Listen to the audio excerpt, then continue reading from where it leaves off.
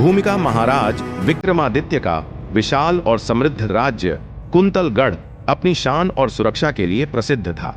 लेकिन इस वैभवशाली महल में एक रहस्य छिपा था। एक ऐसा रहस्य जिसे जानने वाला या तो पागल हो जाता या फिर रहस्यमयी तरीके से मर जाता।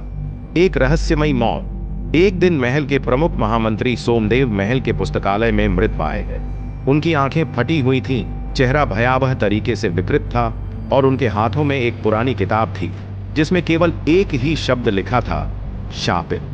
राजा विक्रमादित्य ने तुरंत सेनापति रघुराज को बुलाया और इस रहस्य की तह तक जाने का आदेश दिया। महल में सभी डरे हुए थे क्योंकि यह दूसरी रहस्यमयी मौत थी। 1 महीने पहले ही महल के मुख्य ज्योतिषी की भी ठीक इसी तरह मृत्यु हुई थी। गुप्त सुरंग और एक अदृश्य दुश्मन सेनापति रघुराज ने महल के पुराने अभिलेख खंगाले। वहां से उन्हें पता चला कि महल के नीचे एक गुप्त सुरंग थी जो वर्षों से बंद थी। लेकिन जिस रात महामंत्री की मृत्यु हुई, उस सुरंग के पास किसी के पैरों के निशान मिले थे। रात को चुपके से रघुराज ने अपने 2 सैनिकों के साथ उस सुरंग में प्रवेश किया। भीतर घना अंधेरा था और दीवारों पर अजीबोगरीब चित्र उकेरे गए थे। अचानक उन्हें एक धीमी फुसफुसाहट सुनाई दी। तुम यहाँ नहीं आ सकते, वरना मारे जाओगे। भूत या कोई षड्यंत्र। सैनिक भयभीत हो गए, लेकिन रघुराज ने आगे बढ़ने का निर्णय लिया।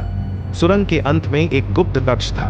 वहां उन्हें एक व्यक्ति मिला, बिल्कुल राजा विक्रमादित्य जैसा।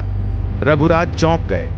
तभी अचानक वह व्यक्ति उन पर हमला करने के लिए बढ़ा, लेकिन रघुराज ने तलवार निकाल ली।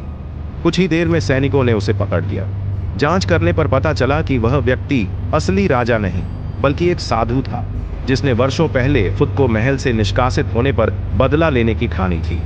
सच्चाई का पर्दाफाश। वास्तव में वह साधु ही वर्षों से महल में डर का माहौल बना रहा था। उसने विशेष जड़ी बूटी का प्रयोग कर महामंत्री और ज्योतिषी की हत्या की ताकि लोग इसे महल का शाप समझें और राजा पर दबाव बनाया जा सके। रघुराज ने इस रहस्य से राजा को अवगत कराया। राजा ने साधु को कठोर दंड दिया और सुरंग को हमेशा के लिए सील करवा दिया। लेकिन जब सब कुछ शांत हो गया तो एक रात राजा के कक्ष से किसी के चुपचाप हंसने की आवाज आई। क्या यह सचमुच खत्म हुआ था या यह सिर्फ एक नई शुरुआत थी?